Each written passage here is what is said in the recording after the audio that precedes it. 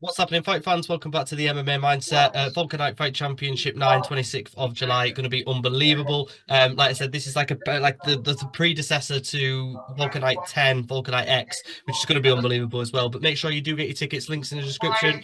Go through the fighters. Make sure you get your tickets through them if you can. If you cannot attend the event, live MMA.co.uk for the pay-per-view. But I'm joined by Mr. Wolkernite himself, our current 61 kilo junior MMA champion, Louis Waplington. How you doing, mate? I'm doing great. I'm doing great. Yeah, it doesn't feel like a card without you anymore. If there was to be a card and we didn't get to see you on it, I'd be a bit upset by that. But a really good fight that you've got coming up and another defense of this title. How are you feeling about this matchup with Alex Ake? I'm excited. He's one of the most awarded people in the junior scene, I would say. So, when the fight offer came to me, I was like, fuck it, I'll take it. What everyone's scared of him. No one wants to fight him. I'll fight him. I'll put my title on the line to fight him. Why would I not? I've got the belt, and it's my job to provide a chance for people to come and take it off me, and try and take it off me.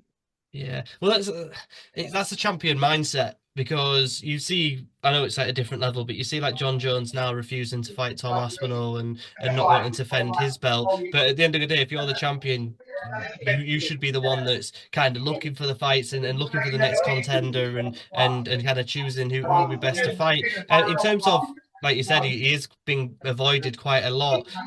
From what I've seen, it's quite obviously a grapple heavy game. Do you feel any sort of, I say, nervousness for this fight at all? No, not really.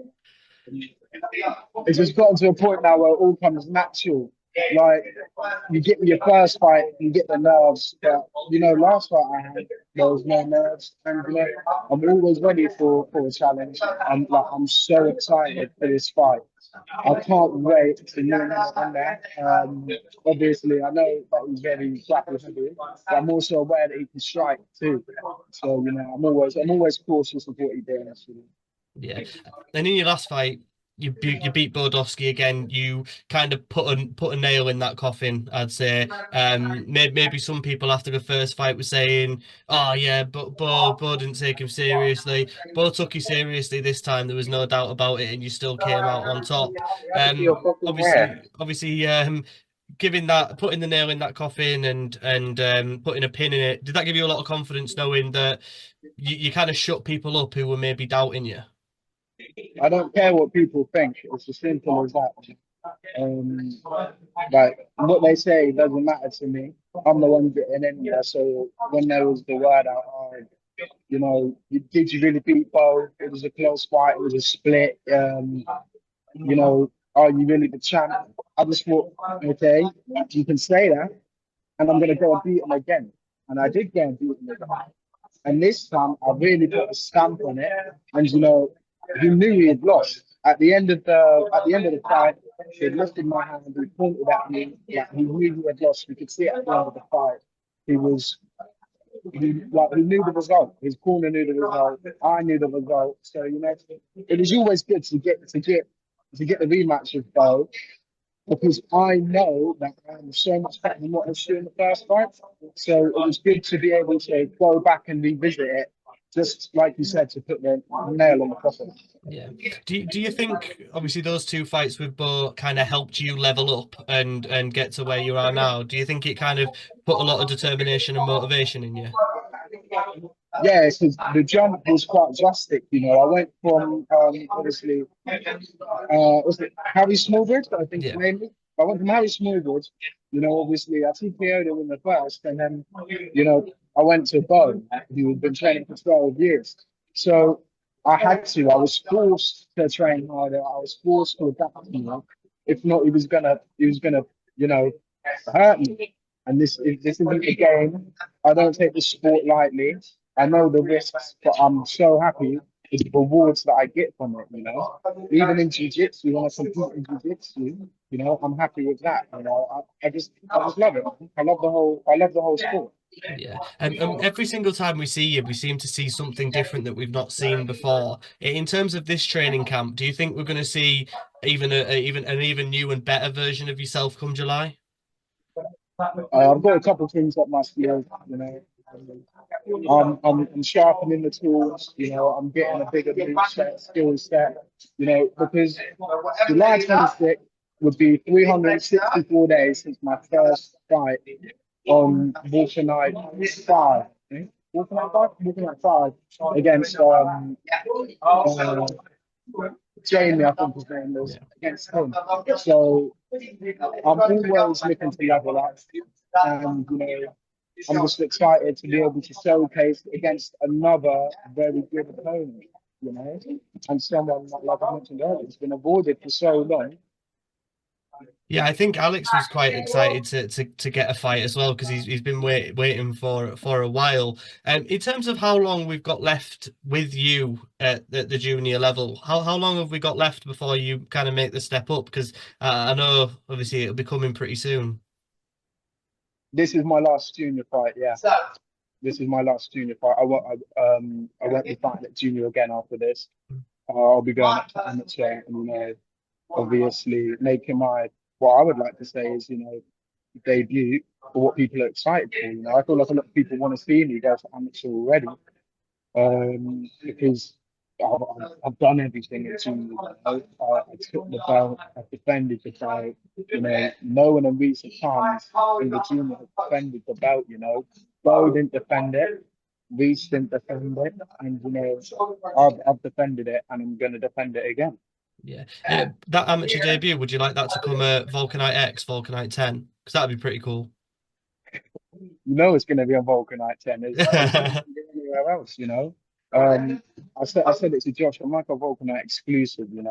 I have so much trouble getting onto other shows, so Wolkernite just keep it simple. Even though this time, there was a guy talking in the comment. He said he wanted to fight, and as you can probably tell from the fact that I'm fighting Alex, that didn't happen. I got called out in the comments. I had another fight come to me. The guy wanted to fight at 60 on the dot, no allowance. I'm the champion, so the belt is 61. So you're going to fight at what I want. So if anything, I'm happy Alex accepted because everyone else was saying no. To me, that doesn't make sense because I'm giving you the title shot.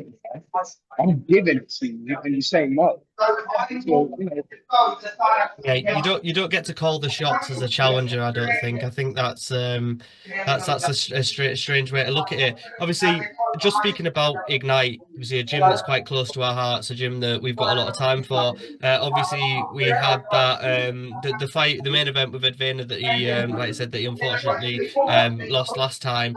What's the atmosphere like in the gym? Because I imagine everyone's just more motivated this time to kind of put a exclamation mark on the evening. yeah. The way I can describe the gym at the moment is just intense, just pure intensity. We're not happy with what happened on the last card. We're not happy at all.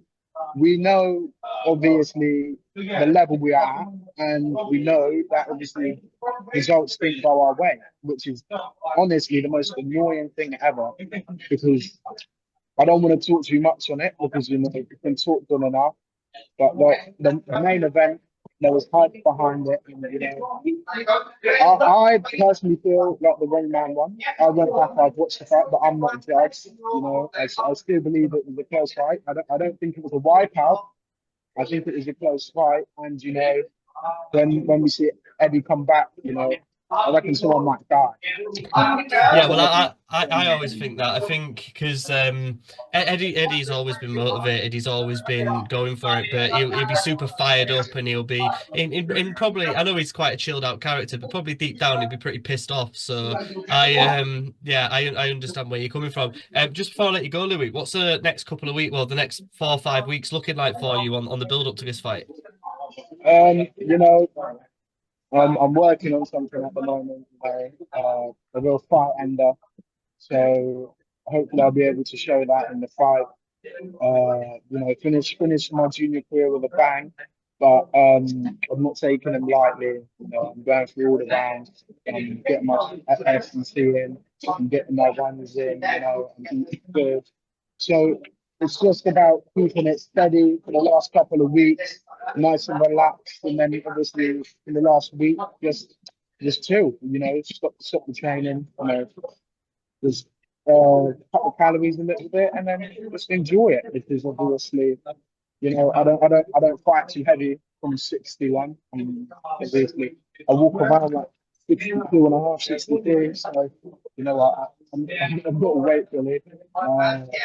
So it's going to be an exciting one. And obviously, I'd advise everyone to come if you can. If not, like Chris said, get a link, getting pay-per-view. And obviously, I'm really excited. I'm sure Alex is excited too. You know, and what I can guarantee you is violence. Violence, violence, violence. If you want to see some of that, make sure you tune in.